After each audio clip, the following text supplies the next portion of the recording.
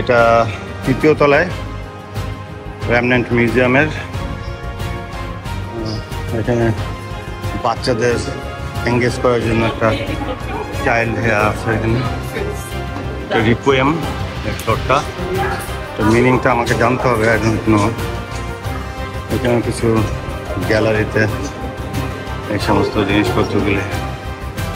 রেমন্যান্ট museum শুধুমাত্র একটি সংগ্রহশালা নয়, এটি যুদ্ধের বিভীষিকা এবং মানবিকতার শক্তি সম্পর্কে একটি গুরুত্বপূর্ণ বার্তা বহন করে।